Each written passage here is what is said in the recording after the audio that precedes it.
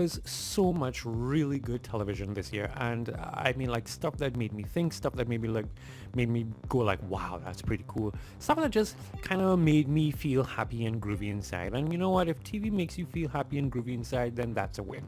So on my top 10 list was things like Treason and Tales of the Jedi and Light and Magic, which is a very good documentary over on Disney Plus about industrial light and magic. I think everybody should sit down and watch that. Obi-Wan, Stranger Things season 4, Jack Ryan season 3. Jack Ryan on the whole is just very good. But here are my top 5. Werewolf by Night. Giacchino has always been really amazing in terms of creating score, but this is his first real directorial debut type thing, and he knocked it out of the park. In a year where everybody was wondering what the hell was going on with Marvel Studios, here comes this special presentation, Werewolf by Night, and it totally worked. Rings of Power. I know people have issues with Rings of Power, but I don't know. I sat there and I looked at this and I was like, I want to know more. You know, to be quite honest, I never really read the Silmarillion. So I saw Rings of Power and I was like, oh, I need this in my life now. This is good. It was really, really awesome. Wednesday. I've been excited for Wednesday from the time they told me that they were going to be doing a Wednesday series. Though, if I'm being really honest, I grew up with Christina Ricci, so that is forever my Wednesday.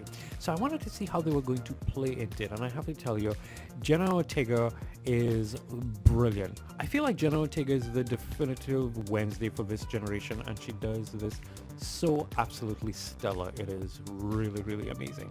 In fact, that entire cast is groovy.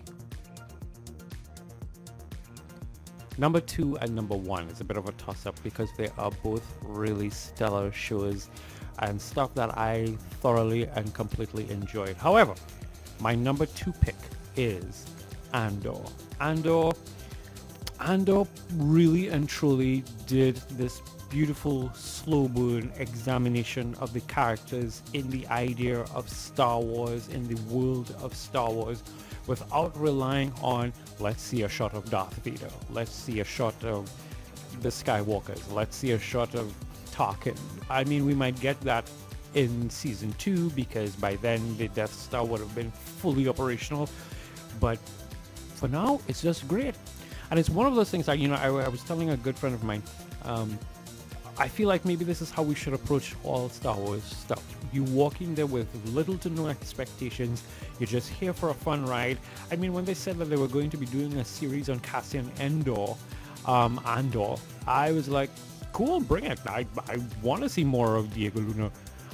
But at the same point in time, I don't know what I was going to get out of it. And what I got out of it was absolutely stellar. It is brilliant. And my number 1 pick for 2022 is Miss Marvel. If ever there was competition for WandaVision, it's this. It is beautiful and you get to see an examination of culture, different cultures. You get to see a whole vibe of how she's dealing with her powers and all that kind of stuff. And it didn't feel like a Marvel train. Excuse me, it didn't feel like a Marvel train. I don't fully know what I mean by that, but all I know is it felt different and beautiful, and the music, the score is good, and the music that they used in there was really good, really, really amazing. I look forward to seeing her in The Marvels, which is coming out in 2023, this year. So that's something, but yes, that's my top 5 TV for 2022. Have yourself a good one.